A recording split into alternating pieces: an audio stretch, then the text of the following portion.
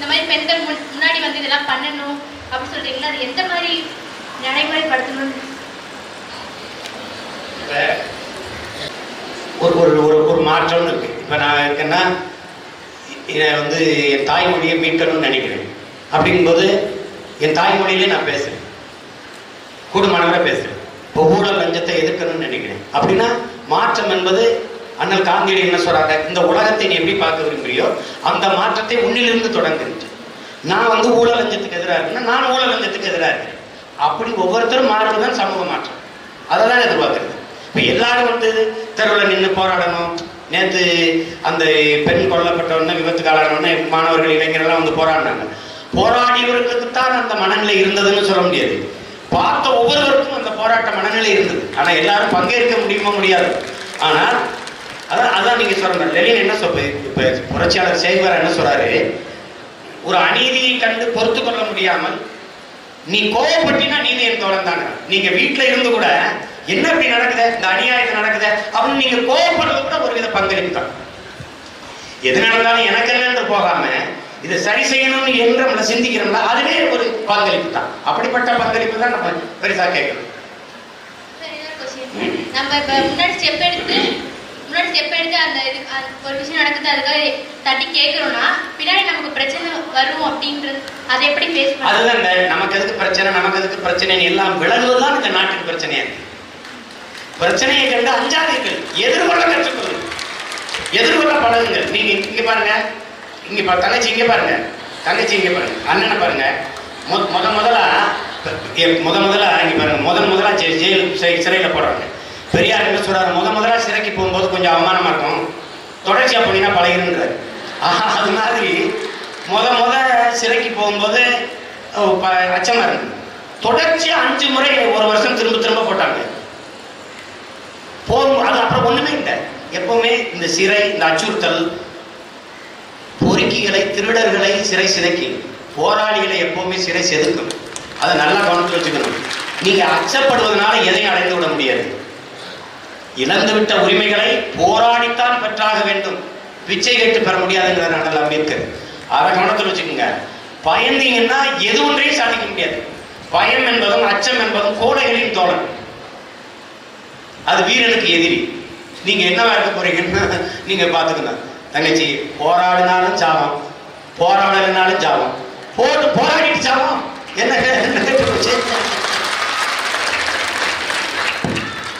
தங்கச்சி கேட்பா. வணக்கம் அண்ணா. என்னோட கேள்வி என்னன்னு பாத்தீங்கன்னா, நீங்க என்ன சொல்லிருக்கீங்க, நீங்க ஆட்சிக்கு வந்தீங்கன்னா வேளாண்மை தான் அரசு தொழிலாக்குவேன் அப்படின்னு சொல்லிருக்கீங்க. ஆனா தமிழ்நாட்டை பொறுத்த வரைக்கும் தமிழ்நாட்டில் இருக்கவங்களுக்கே அரிசி விளைவிக்கிறதுக்கு வேளாண் நிலம் இல்லைங்க. அப்ப நீங்க வந்தீங்கன்னா வேளாண்மை பண்றதுக்காண்டி எப்படி நிலத்தை உருவாக்குவீங்க? ஏற்கனவே கட்டிடமா இருக்கிறதெல்லாம் இடிச்சிட்டு வட்டுவீங்களா? அதான் தங்கச்சி, இப்ப ஏற்கனவே வந்தவங்க என்ன சட்டம் போடுவோம்னா, விளைநிலங்கள் விற்பனைக்கு அல்ல சட்டம் போடுவோம். அது ஏற்கனவே பிரச்சனை போயிட்டு இருக்குதா? அதுக்குதான் சீக்கிரம் தேர்வு பண்ணிருக்கின்றேன். நான் என்ன சொல்றேன்னா, அம்மையார் ஜெயலலிதா சட்டசபையில பேசும்போது 21 லட்சம் ஏக்கர் விளைநிலங்களை நான் உருவாக்க போறேன்னாங்க. அவங்க உருவாக்கல. 21 லட்சம் ஏக்கர் விளைநிலங்களை உருவாக்குவதற்கு அரசின் இடங்கள் இருக்குது. இதை நீங்க அவங்க சட்டசபையில பேசின பேச்சு இருக்கு. 21 லட்சம் ஏக்கர் கூட எனக்கு தேவையில்லை. எனக்கு 15-20 லட்சம் ஏக்கர் இருந்தாலே நான் உலகத்துக்கு சோறு போட்டுருவேன். அதனால இருக்கிற விளைநிலங்களை பாதுகாப்பது, புதிய விளைநிலங்களை உருவாக்கிக் கொள்வது, விவசாயத்தை விட்டு வெளியேறும்போது இப்ப நீங்க ஒண்ணு வேணாம், அதானி அவர்களுக்கு வந்து எங்க ஊர் கமுதியில 5000 ஏக்கரை 6 மாசத்துல வாங்கி கொடுத்துட்டாங்க ஜெயலலிதா. இப்ப நான் வந்து நீங்க விவசாயத்தை விட்டு வெளியேறினீங்கன்னா அந்த நிலத்தை நான் உங்ககிட்ட குத்தகைக்கு எடுத்துப்பேன். லீஸுக்கு சொல்றோம்னா அப்படி எடுத்துப்பேன். உங்க பேர ஒப்பந்தம் போடுவேன். உங்களுக்கு பின்னாடி நான் இல்லைன்னா இன்னொரு தலைமுறையில் அரசு வந்து நிலம் உங்களுக்கு வேணுமா, நாங்க எடுத்துக்கிட்டுமான்னு. அன்னைக்கு ஒரு நிலத்திற்கு மதிப்பு இருக்கும்ல, அந்த மதிப்புல மறு ஒப்பந்தம் போட்டுக்கணும் 25 ஆண்டுகளுக்கு ஒரு முறை. அப்படி இல்லை நிலம் எங்களுக்கு வேணும்னா அரசு உங்ககிட்டே ஒப்படைச்சிடும். அப்படித்தான் பண்ணை நிலங்களை உருவாக்கி 5000 ஏக்கர், 2000 ஏக்கர், 3000 ஏக்கர்னு. இப்ப நீங்க பாத்தீங்கன்னா பிரேசில் எத்தனை நாள் பெட்ரோல் எடுக்குது, கரும்புல இருந்து எடுக்குது. எத்தனை நாள் பெட்ரோல் நம்ம எடுக்க முடியுமா, எடுக்க முடியாதா? 5000 ஏக்கர் கரும்பு போட முடியுமா, போட முடியாதா? கரும்புல இருந்து மொத்தமெல்லாம் நாட்டு சக்கரை செய்ய முடியும். ஆனா அதை செய்யல. அப்ப அந்த ஒரு எள்ளுல இருந்து நல்லெண்ணெய் எடுக்க முடியும்ல. 2000 ஏக்கர் எள்ளு போட்டா அங்க தொழிற்சாலை வெட்டி நல்லெண்ணெய் எடுக்குது. எள்ளுல இருந்து எள்ளு புண்ணாக்கு எள்ளு கடலை எள்ளு மிட்டாய், எவ்வளவு வேலை இருக்கு பாருங்க. அங்க படிச்சவன் படிக்காதவன் எல்லாருக்கும் வேலை இருக்கு. அப்ப அப்படிதான் நீங்க செய்யணும். தக்காளி 2000 ஏக்கர்ல விளைய வைக்கிறோம். அந்த தக்காளியில இருந்து பழக்கூழ், ஜாம், ஊறுகாய், தக்காளி உணவு தேவைக்கு குளிரூட்டப்பட்ட குளிர் அறை பதப்படுத்தி வைப்பது, நம்ம மக்களின் உணவு தேவைக்கு, மாற்று மாநில மக்களின் உணவு தேவைக்கு ஏற்றுமதி செய்வது. அப்படிதான் நீங்க வேலைகளை பிரிச்சுக்கணும். அந்த மாதிரியான வேலை திட்டத்துல தான் நிலமும் வளமும் சார்ந்த தொழிற்சாலை, வேலை வாய்ப்பு, வளர்ச்சி என்று நம்ம சொல்றோம். அவங்க சொல்ற தொழிற்சாலை அப்படின்னா கார். இப்ப ஏன் இப்ப கார் கொரியன் முதலாளி இங்க கொண்டாடி ஒரு நிறுவனம் வச்சிருக்காரு. அவர் ஏன் அவர் நாட்டு இளைஞனுக்கு வேலை வாய்ப்பு கொடுத்துட்டாரா? இல்ல. ஏன் இங்க வர்றாங்கன்னா இங்க மனித உழைப்பு மலிவா கிடைக்குது. நிலத்தடி நீரை எவ்வளவு வேணாலும் உறிஞ்சிக்கலாம். மின்சாரம் தடையற்று கிடைக்குது. இரண்டாவது, ஏற்றுமதி வரி, இறக்குமதி வரி, சாலை வரி, உற்பத்தி வரி எந்த வரியும் கிடையாது.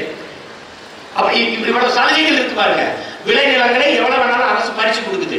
அதனால இதைத்தான் அடிப்படை கட்டமைப்பு நம்ம அரசு இன்ஃப்ராஸ்ட்ரக்சர். இதுல 1 டன் எடையுள்ள காரை உற்பத்தி செய்ய 4 லட்சம் லிட்டர் தண்ணீரை குடிக்குது அந்த காரு. 4 லட்சம் லிட்டர் தண்ணீர் என்பது 10,000 மனிதர்களுக்கான நீர் தேவை. அப்ப எவ்வளவு வளங்கள் சுரண்டப்படுதுன்னு பாருங்க.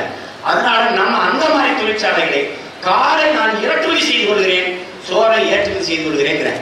நீங்க என்ன பண்றீங்க? காரை ஏற்றுமதி செஞ்சுட்டு வெங்காயம் பருப்பை இறக்குமதி செய்றீங்க. 130 கோடி மக்களை வச்சிருக்கிற நீங்க வெங்காயம் பருப்பை இறக்குமதி செஞ்சீங்கன்னா எவ்வளவு பெரிய உணவு பஞ்சத்தை எதிர்நோக்குவீங்கன்னு பாருங்க. அதனாலதான் நாம நிலமும் வளமும் சார்ந்த தொழிற்சாலை, வேலை வாய்ப்பு, வளர்ச்சின்னு சொல்றோம். ரெண்டாவது क्वेश्चन வேலையில்லா திண்டாட்டம். அதுக்கு பாத்தீங்கன்னா இளைஞர்கள் படிச்சுட்டு எல்லாருக்கும் வேலை இருக்கு, ஆனா அவங்க படிச்சதுக்கு ஏத்த மாதிரி சம்பளத்துள்ள வேலையை தான் எதிர்பார்க்கறாங்க அப்படின்னு சொல்றாங்க. அது ஒரு குற்றச்சாட்டு மாதிரி சொல்றாங்க. இப்ப இன்ஜினியரிங்லாம் பாத்தீங்கன்னா 15 லட்சம் 20 லட்சம் வீட்டுல கட்டி தான் படிச்சிருப்பாங்க. அப்படி கட்டிட்டு வரவங்க மாசம் 3000 ரூபாய் வேலை கிடைக்கிறத எதிர்பார்ப்பானா இல்ல அதிகமா கிடைக்கணும்? கல்வியை கொடுப்பது மானுட உரிமை. கல்வி மானுட உரிமை. அதை கொடுப்பது அரசின் கடமை. அறிவை விற்பது, உயிர் காக்கிற மருத்துவத்தை விற்பது, உயிர் ஆகாரமா இருக்கிற நீரை விற்பது பாவம்னு நம்ம சட்டம் போடுறோம், தடை போடுறோம். கல்வி, மருத்துவம், குடிநீர் இது எல்லாம் இலவசம். நீங்க பொறியியல் கல்வியை நானே இலவசமா தரமான சமமான கல்வியை கொடுத்துட்ட பிறகு நீங்க எதுக்கு போய் 30 லட்சம் கட்டி பிடிச்சேன், 40 லட்சம் கட்டி பிடிச்சேன், அந்த நிலையிலே நம்ம ஒழிச்சிடலாம். நீங்க உங்க பொறியியல் அறிவு எதை கற்றுக் கொடுத்திருக்குது? 70 ஆண்டுகளை தொட்ட விடுதலை பெற்ற இந்தியா, விண்வெளியில் ராக்கெட் பறந்து கொண்டிருக்கிற இந்தியா, இன்னும் மனித கழிவை மனிதனை கையால் அள்ளிக்கொண்டிருக்கிறான். அந்த கழிவு மேலாண்மைக்கு ஒரு கல்வியை கண்டுபிடிக்காத பொறியியல் அறிவு இருக்கு. நீங்க ஆஸ்திரேலியால ரோபோ தண்ணி பாய்ச்சிக்கிட்டு இருக்கு, ஆஸ்திரேலியால உழுதுட்டு போகுது ஒரு எந்திரம், அதுவே குளிய போடுது, அதுவே விதைய போடுது, அதுவே தண்ணியை பாய்ச்சி போயிட்டு இருக்கு. நவீன அறிவை எந்திரங்களை உற்பத்தியில் ஈடுபடுத்திக் கொண்டு விளைச்சலை பெருக்கிக் கொண்டிருக்கிறான். இங்க அப்படி இல்லையே. அப்ப அந்த கல்வி முறையை மாத்திரம். நீங்க உங்களுக்கு கல்வியை நான் இலவசமா கொடுத்துட்டு மருத்துவத்தை அம்மாவுக்கு முடியல, நானே வைத்தியம் பார்க்கிறேன், எத்தனை கோடியா நான் இது ரெண்டையும் கொடுத்துட்டுனா உங்களுக்கு 5000 ரூபாய்க்கு செலவு சொல்லுங்க. உங்க பிள்ளையை நான் படிக்க வச்சிருந்தேன், வீட்டுல குடும்பத்துக்கு யாருக்கு முடியலாம் இலவசமா தரமான மருத்துவத்தை நாங்க கொடுத்துறோம். என்ன செலவு வரும் உங்களுக்கு? செலவே தேவைப்படாது. 10,000 ரூபாயே பெரிய சம்பளமா. இங்க எதுக்கு சம்பளம் அதிகம் தேவைப்படுதுன்னா பிள்ளைக்கு நல்ல கல்வியை கொடுப்பதற்கு, குடும்ப உறுப்பினருக்கு உடம்பு முடியலன்னா நல்ல வைத்தியம் பார்க்கறதுக்கு. ஏன்னா தனியார் முதலாளிகள்கிட்ட போயிடுச்சு. நீங்க அதிக பணம் வச்சிருந்தீங்கன்னா உயிரை காப்பாத்திக்கலாம், நல்ல பணம் வச்சிருந்தீங்கன்னா நல்ல கல்வியை பெறலாம். இந்த நிலையை மாற்றுவதான் நம்ம மாற்றோம். சரி. அதாவது அண்ணனிடம் என்னோட கேள்வி என்னன்னா, இளைஞர்களுக்கு நடுவில் நிற்பக்கூடிய எழுச்சியானது இப்போது எழுந்ததல்ல. விவேகானந்தர் இருந்து அண்ணன் சீமான் வரை இளைஞர்கள் எழுத வேண்டும், இளைஞர்களிடையே எழுச்சி ஏற்படுத்த வேண்டும் என்பதற்கான கேள்விகள் மற்றற்றது. அதற்கு அந்த கேள்விகளுக்கான பதில் எப்போது கிடைக்க போகிறது என்பதுதான் கேள்வி. நீங்க பதிலிருந்து அது ஒரு கேள்வியை எழுப்பி பதிலை பெறுவதல்ல வெற்றி, செயல்படுத்தி பெறுவதில் வெற்றி. அதே விவேகானந்தர் என்ன சொல்றாரு இங்க பாருங்க, முழுமையான நேர்மைங்கிறது. முழுமையான நேர்மை, புனிதம், எதையும் செய்து முடிக்கக்கூடிய பேராற்றல் கொண்ட இளைஞர்கள். நுட்பம் அந்த வார்த்தையில் விளங்கணும். அவர்களில் ஒரு சிலர் ஒன்றிணைந்து நின்றாலே போதும் உலகத்தையே பெரிய மாற்றத்திற்கு கொண்டு வர முடியும், புரட்சிகர மாற்றத்திற்கு கொண்டு வர முடியும் என்று சொல்றார். அப்புறம் அவர் சொல்றாரு, இது போல உண்மையும் துணிவும் கொண்ட இளைஞர்கள் ஒரு நாள் நிச்சயமாக இந்த மாற்றத்தை ஏற்படுத்துவார்கள். அப்படி எல்லோரும் இணைந்துதான் இந்த மாற்றத்தை ஏற்படுத்த முடியும். எந்த கேள்வி கேட்டு எழுப்பி பதில் பெற்று ஒன்றும் இல்லை. நீங்க நான் கூடியிருக்கிற எல்லாரும் சேர்ந்துதான் இதை செய்யணும். அதுலதான் மாற்றம் வரும். அப்படி வராதனால ஒன்றும் இல்லை, ஆர்கே நகர் தேர்தல் போட்டிட்டோம். 59,000 இளைஞர்கள் வாக்கு இருக்குன்னு சொன்னாங்க. அந்த இளைஞர்களுக்காக தான் நான் அவ்வளவு தூரம் கத்தலாம் உழைச்சோம். 5000 பேர் கூட வாக்கு செலுத்த வரல. ஏன் வரல? அப்ப அதாவது நீங்க என்ன நினைக்கிறீங்க, தேச துரோக குற்றம் அப்படிங்கிறது வந்து கொள்ளையடிப்பது, திருடுவது, பணத்தை பதுக்குவது, அது மட்டும் இல்லை. கல்வி கொடுத்து, வேலை வாய்ப்பு கொடுத்து, வாழ்க்கை கொடுத்து, பாதுகாப்பு கொடுத்து வாழ வைக்கிற தேசத்துக்கு ஒரு நாள் ஒரு மணி நேரம் வரிசையில் நின்று வாக்கு செலுத்தாமல் இருப்பதும் தேச துரோக குற்றம் தான். அதை விளைவிக்கணும். அந்த நேரத்தில் நீங்க எல்லாம் விளைவிக்கும் போது அது கள்ள ஓட்டு போடுறவன், காசு வாங்கிட்டு ஓட்டு போடுறவன் தீர்மானிச்சிடலாம். அந்த பொறுப்பும் கடமையும் ஒவ்வொரு பிள்ளைக்கும் வந்துருச்சுன்னா தானாக.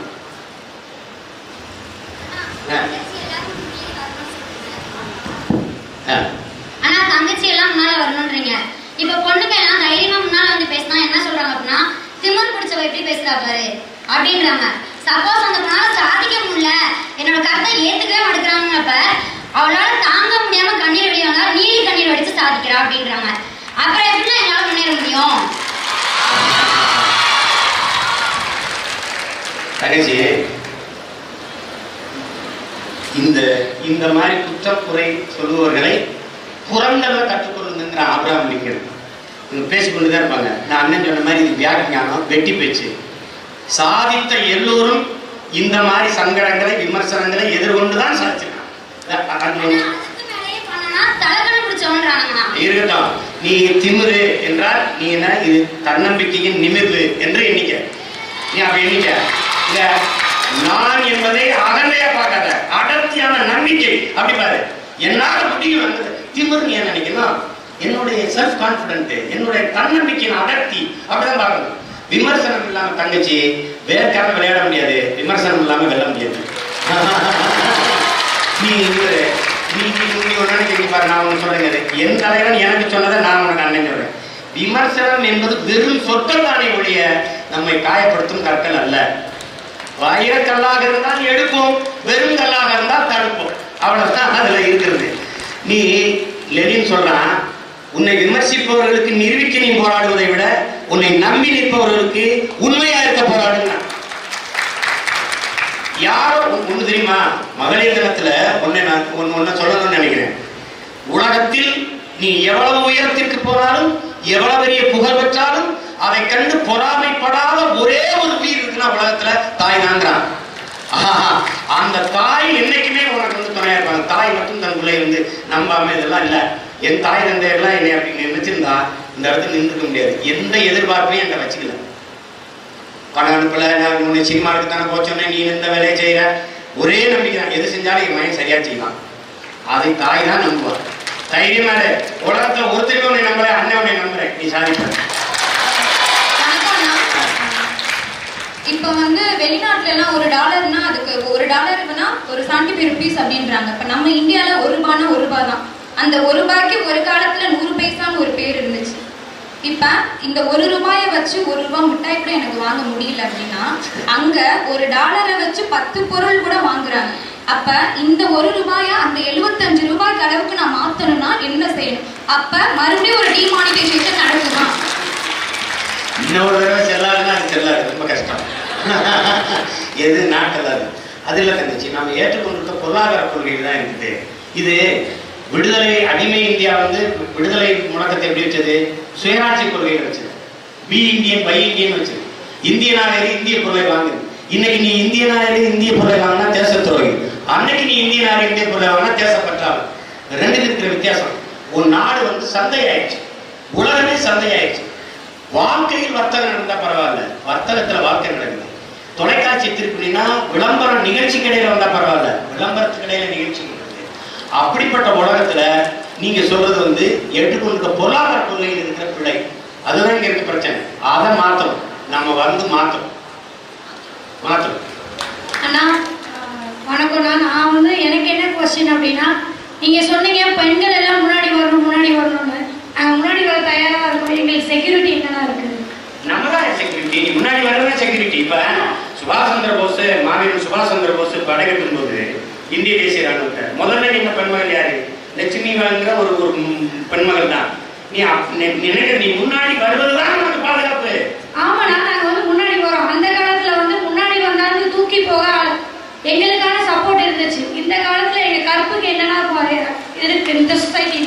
தங்கச்சி பல லட்சக்கணக்கான அன்னைக்கு இருக்கும் உனக்கு தம்பி இருக்கோம்னா எல்லாமே இருக்காங்களா? இப்போ நியூஸ் ரிப்போர்ட்டர் அவங்க தான் எல்லா இடத்துக்குமே எல்லா நியூஸுமே கொண்டு போறாங்க. அவங்க வந்து அவங்களோட வாழ்க்கை எழுதுறது தான் பண்ணிக்கிறாங்க. அதுக்கு என்ன சொல்றீங்க? இது எப்படி சொல்றது?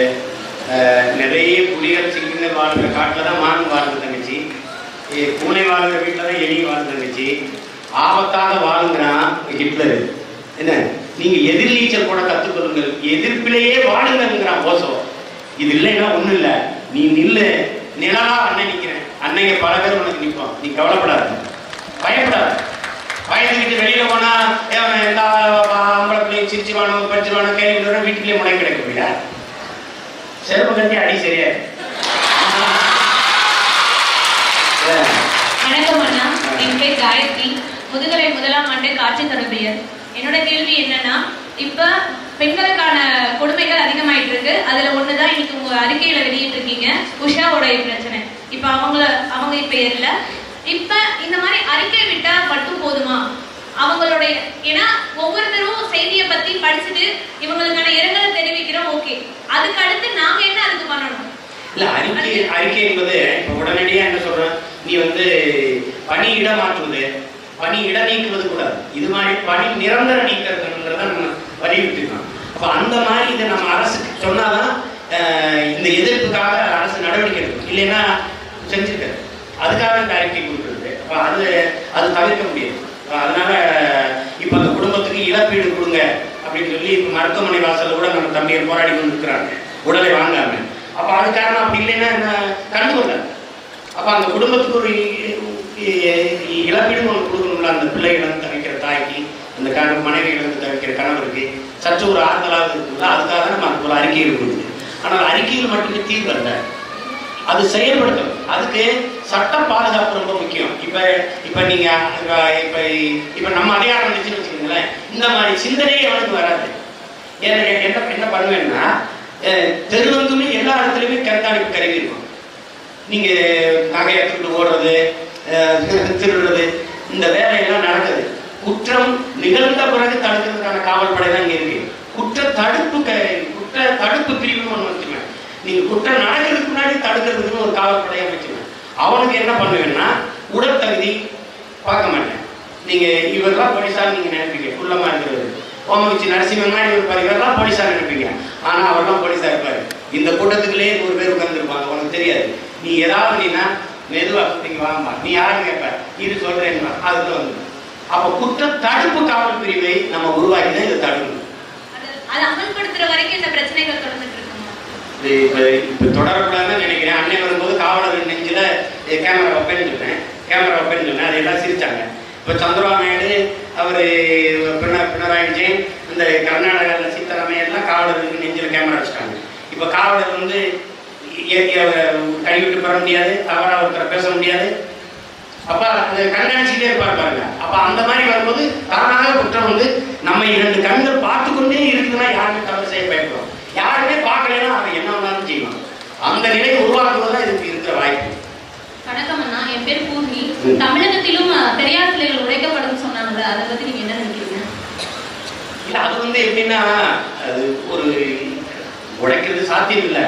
ஆனா அந்த நோக்கம் என்னன்னா, காவிரி மேலாண்மை வாரியம் நெருக்கடிக்கு அதுல இருந்து பெரியார் சிலை, அங்க உத்தரப்பிரதேசத்துல அந்த அம்பேத்கர் சிலை, அதை இடிக்கும் போது நம்ம வேற பக்கம் திரும்பி நம்ம உணர்வு, நம்மளுடைய போராட்ட உணர்வு, எழுச்சி எல்லாம் வேற பக்கம் திருப்பி திசைப்பட்டிருக்கு. அதுக்காக கூட இதை பேசியிருக்கலாம். பெரியார் சிலையை உடைக்கிறத அப்புறப்படுத்துவதில் அவர் சாத்தியம் இல்லை, சும்மா பேசிக்கொள்ளலாம். அவர் பேசுனது வந்து தன்னை ஒரு பரபரப்பான ஆளை காட்டிக் கொள்வதற்காக பேசுனது தான்.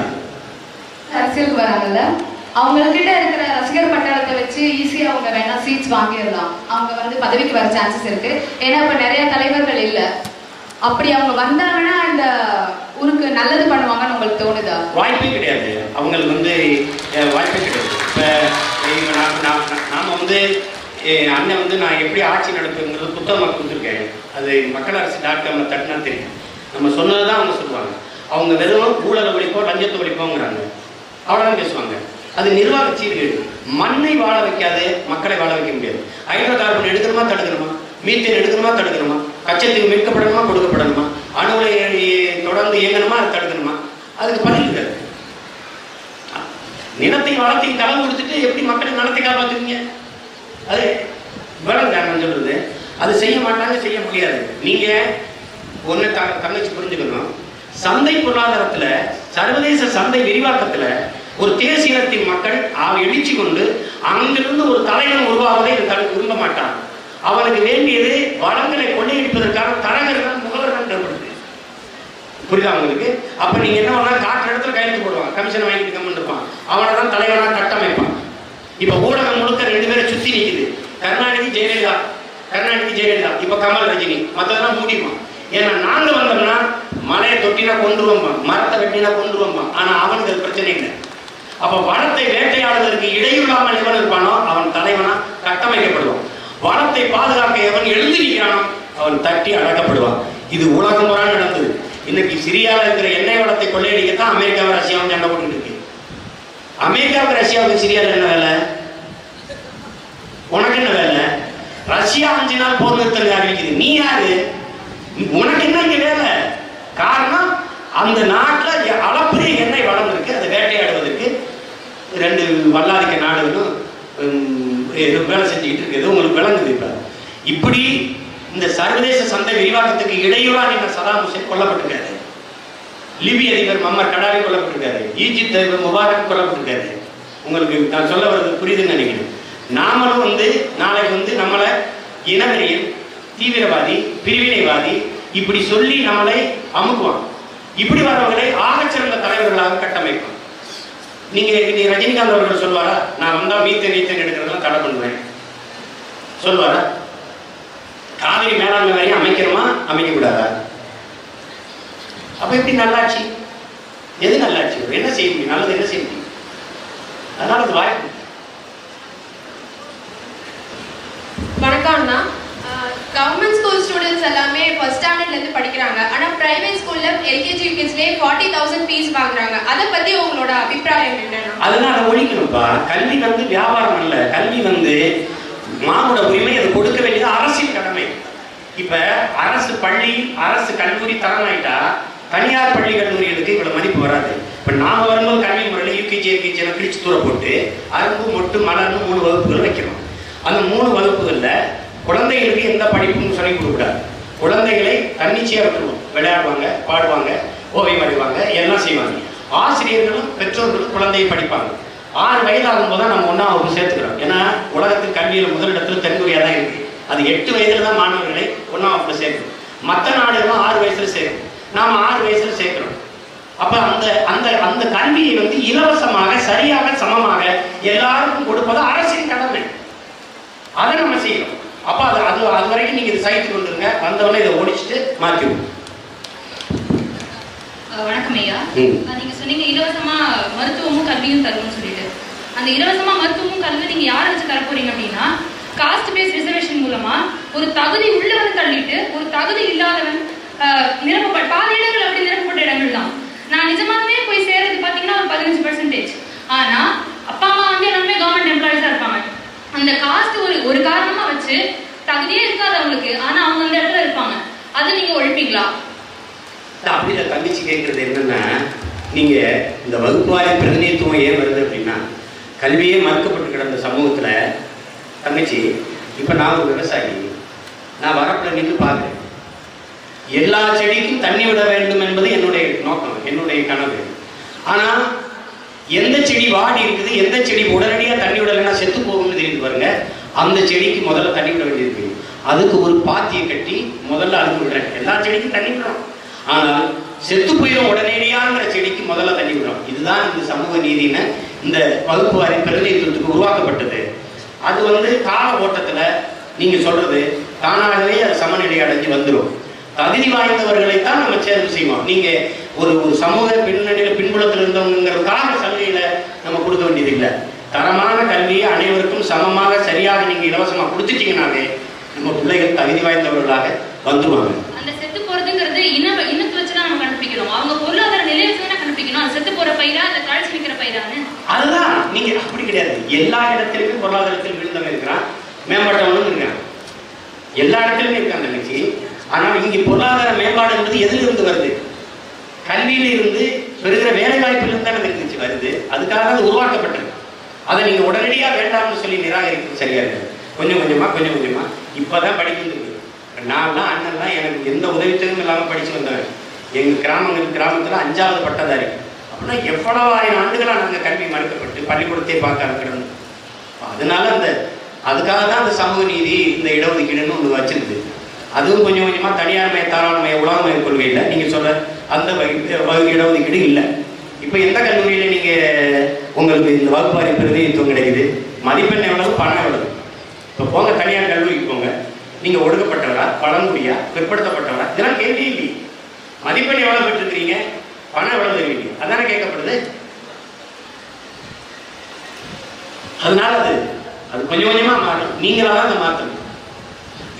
எனக்கு தேவையில்லை அப்படின்னா நீங்களா தான் விடணும். அதுக்காக ஒரு சட்டம் போட்டு அதை ஒழிக்க முடியாது. ஏன்னா இன்னும் நிறைய பேர் பாதிக்கப்பட்டு இருக்கிறாங்க. அதனால அது வணக்கம் அண்ணா. அண்ணா, இந்த தோல்விங்கிறது வாழ்க்கையில சகஜமான ஒண்ணு. அதை நீங்க எப்படி எதிர்கொள்றீங்க? தோல்வி என்பது வெற்றியின் தாய். தோல்வி என்பது தோல்வி இல்லை. நல்லா ஒன்று தெரிஞ்சுக்கணும் தங்கச்சி.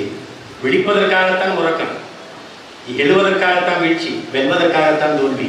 தோல்வியே நீங்க தோல்வியா நினைக்கிறீங்க, வெற்றிக்கு மிக அருகில் இருக்கிறேன்னு நினைச்சுக்கிறீங்க. அப்படிதான் பொறுப்புள்ள சொல்றான். தோல்வியை நீங்க தோல்வின்னு நினைக்காதீங்க, அது வெற்றிக்கான பயிற்சி என்று கற்றுக்கொள்ளுங்கள். அவ்வளவுதானே. தாமஸ் ஆல்வா எடிசன் மின்சார விளக்கு கண்டுபிடிக்கிறது. பல முறை அது செய்முறை பயிற்சி செஞ்சு காட்டும் போது அது எரிய மாட்டேங்குது. அவர் தனியா இருக்கும்போது எரியுது. ஆனா இங்க வந்து எல்லாரும் கூப்பிட்டு வச்சு விளக்கு காட்டும்போது வர மாட்டேங்குது. பல முறை தோத்துறாரு, ஆனா ஒரு முறை எரிய வச்சிருந்தாரு. அப்ப எல்லாரும் கைதட்டி, இத்தனை முறை நீங்க தோற்றீர்களே, அப்போ உங்க மனநிலை என்னவா இருந்ததுன்னு கேட்கிறாங்க. அவர் சொல்றாரு, நான் தோற்றேன்னு யாரு உங்களுக்கு சொல்றது? ஒரு மின்சார விளக்கை எப்படி கண்டுபிடிக்க கூடாது என்று கற்றுக்கொண்டிருந்தேன். அதே நீ தோல்வின்னு கருத்துறாயிட்டு. அப்படிதான் நீங்க பாருங்க, வெற்றிக்கான பயிற்சியா எடுத்துக்கங்க. வணக்கம் அண்ணா. பேசுறது எல்லாமே பேசுறீங்க, நிறைய கேள்வியோட வந்தேன். ஆனா எல்லாருமே கேட்டுட்டாங்க. நீங்க வந்து ஒரே ஒரு ஃபீல்டு பத்தி பேசவே இல்லை. அது என்ன அப்படின்னா சினி ஃபீல்டு. ஏன் அப்படின்னா நீங்க அதுல இருக்கீங்க அப்படின்றனாலயா, இல்ல அதனால எந்த ஒரு இதுவும் இல்லைன்னு நீங்க நினைக்கிறீங்களா? அதுல பேசுறதுக்கு ஒண்ணும் இல்லை, அதனால நான் பேசல. அண்ணா ஒரு நிமிஷம்.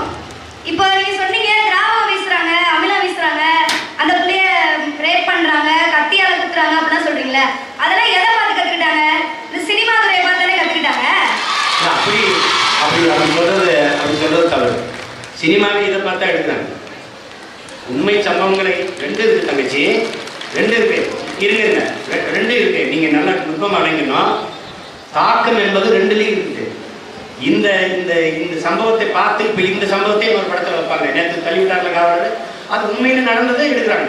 அது 2 இருக்கு. நீங்க வந்து பூவை பூச்சோட வந்தவொடனே நதியா சேலை, நதியா கொண்டை, நதியா வளையல், அந்த தாக்கமும் இருக்கு. ஆனா தேவர் மகன் ஒரு படம் வந்தது பாத்தீங்களா? அப்ப பாருங்க, ஒரு இடத்துல சாதி சண்டை நடக்குது. எல்லாரும் கம்பர் வளர்த்துக்கிட்டு ஓடுறாங்க. அப்ப எங்க அப்பா பாரதிராஜா படம் எடுத்துருக்காரு. கூடி நின்று வேடிக்கை பார்த்தவங்களாம், என்ன நீங்க எல்லாம் எங்க ஓடுறாங்க? அதனால கம்பர் சாதி சண்டை அடிச்சு ஓடிட்டு இருக்காங்க, நீங்க எல்லாம் ஓடலையா? நான் இப்படிலாம் ஓடிட்டு தான் இருந்தான். இந்த தேவர் மகன் படம் வந்து பார்த்ததுக்கு அப்புறம் அருவா கம்ப தூக்க மனசு பூசுதா இல்லையா?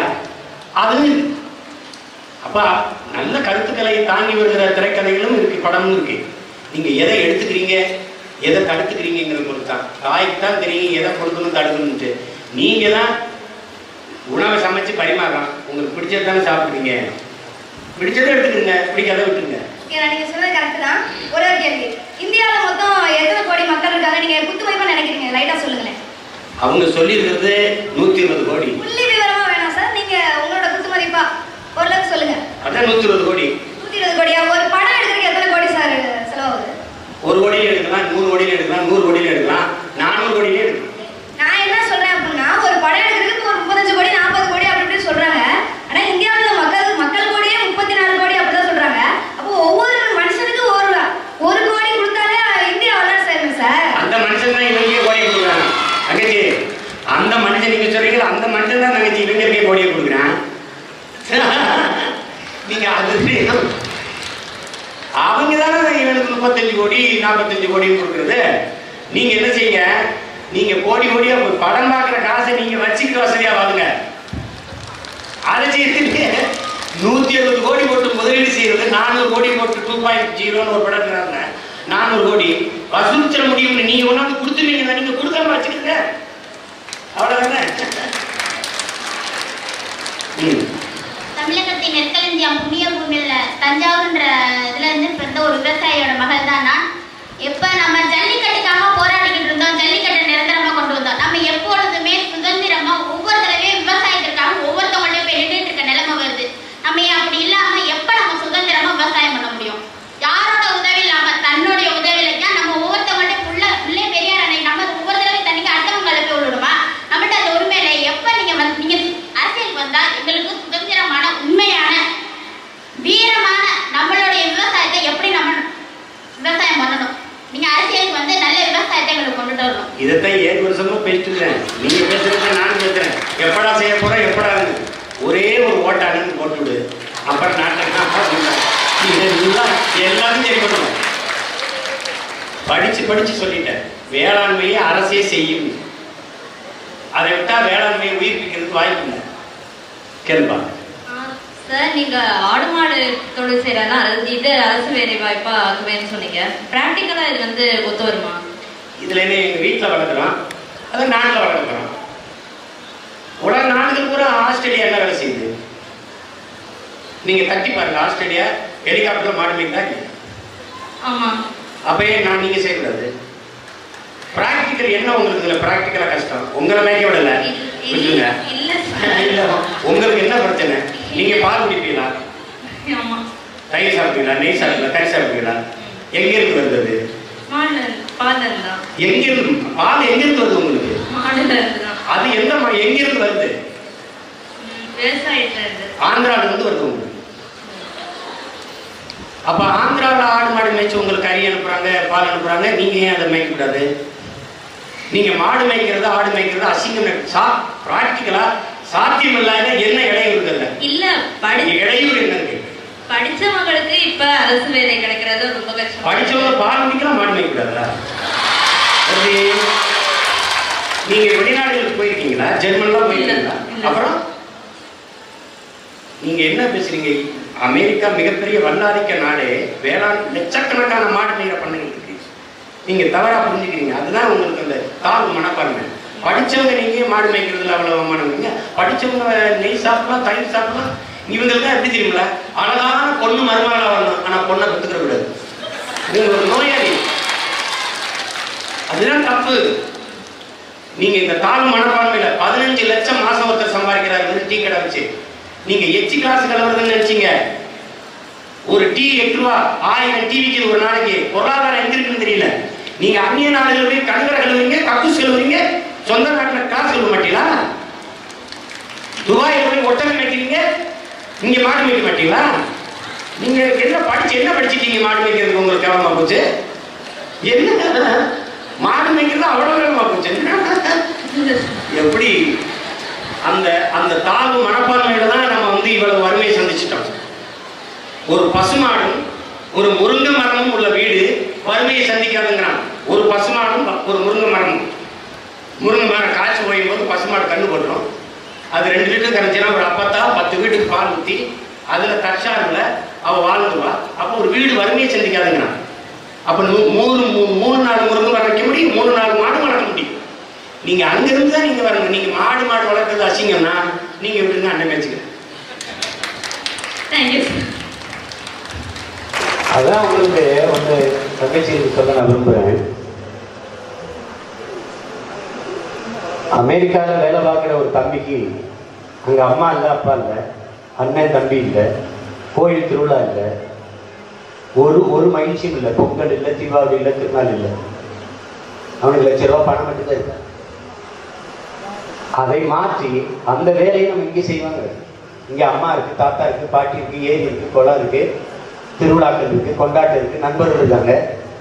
50,000 1 லட்சத்துக்கு பதிலாக 50,000 இறங்குவேன். ஆனால் கல்வி மருத்துவத்தை நம்மளே இலவசமாக கொடுத்துருவாங்க.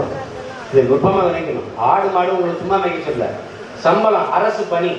நீங்கள் இவ்வளவு சொல்றீங்களே, அப்போ டாஸ்மாக் கடையில் MBA படிச்சுட்டு ஊற்றி கொடுக்குறாங்க, அவன் மனநிலையை யோசிங்க. ஆடு மாடு மேய்க்கிறது அவமானமா? சாராயம் ஊற்றி கொடுக்குறது எப்படி சிந்திக்கிறீங்க நீங்க? ஒரு பள்ளிக்கூடத்துல 50 பேருக்கு ஆக்கி போடுற ஆயா, சத்துணவு ஆயா அரசாங்க வேலை பார்க்குது. ஆயாவையில சத்துணவு கொடுக்குற நம்ம ஆத்தால் அப்பன அரசாங்க வேலையா கூடாதா? இந்த சிந்தனைகள் தான் நீங்க மாற்றத்தை கொண்டு வரணும். அது அரசு பணியா இருக்கு, கவர்மெண்ட் எம்ப்ளாய். என்ன நீ என்ன மாட்டை பிடிச்சி வச்சுக்க கூடிய உட்கார்ந்து இருக்க போற, கண்காணிப்பு கேமரா கண்காணிக்க போது அதுதான் பண்ணை நிலங்கள்ல மேஞ்சிட்டு வர போகுது. மாடு சாணம் போட போது அதை எடுத்து வேக்கம் கிளீனர் மாதிரி உறிஞ்சி கொண்டு போய் அதை ட்ரக்ல ஏற்றி கொண்டு இயற்கை உர பண்ணையில கொட்ட போற. இது படிக்காத செய்யற வேலை. பாலை பீச்ச போற, பால்கோவா செய்வதற்கு, பாலாடு கட்டி செய்வதற்கு, நெய் தயாரிப்பதற்கு, வெண்ணெய் தயாரிப்பதற்கு, தயிர் மோர் தயாரிப்பதற்கு அங்கே தொழிற்சாலை. எத்தனாயிரம் பேருக்கு வேலை இருக்கும்? இந்த சிந்தனைகளை வராம அசிங்கம் அசிங்கம் அசிங்கம் நினைச்சு கடைசியா இலவசத்துக்கு கையெழுத்தி பிச்சை எடுத்து சாக வேண்டியதுதான். இந்த நிலையில் இருந்து உளவியலாக நீங்கள் மாறுங்க. மறுபடியும் சொல்றேன், எந்த வேலையும் செய்யலாம், இழிவு இல்லை. எந்த வேலையும் செய்யாமல் இருப்பதால் இழிவு. இதை என் அன்பு தங்கைகள் மகளிர் தினத்தில் ஒரு உறுதிமொழியாக எடுத்துக்கொண்டு நீங்க வரணும்.